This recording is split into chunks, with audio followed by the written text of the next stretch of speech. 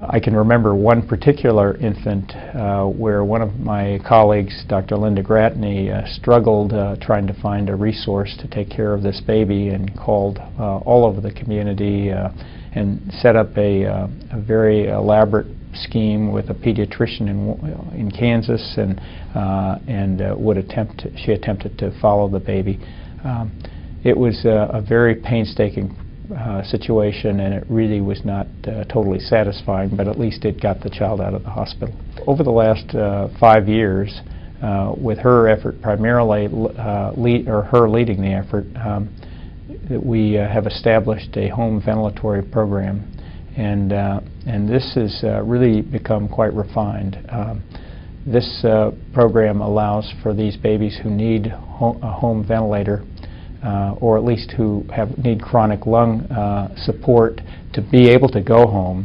And we have the technology built into the program now with the right monitors, the right ventilators, and a system of assessment of their readiness to go home, and then their way to assess them when they are home.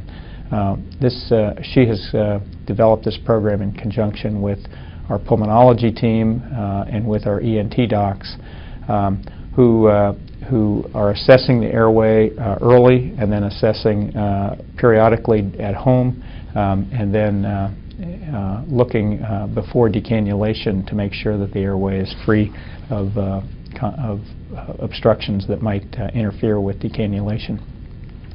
This has been a very successful program.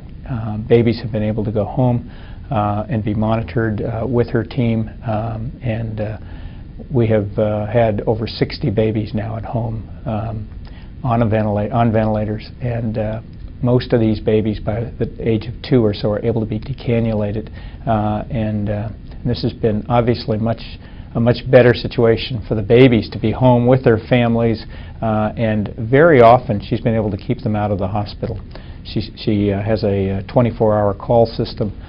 She does meet them and see them if there's a problem, and periodically as needed. But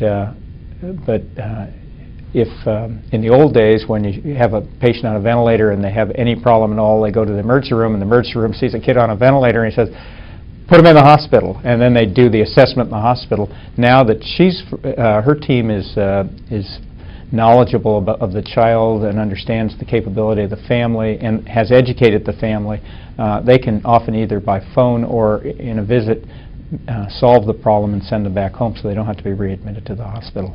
So it's been a very successful program with over 90% of the children surviving and doing very well.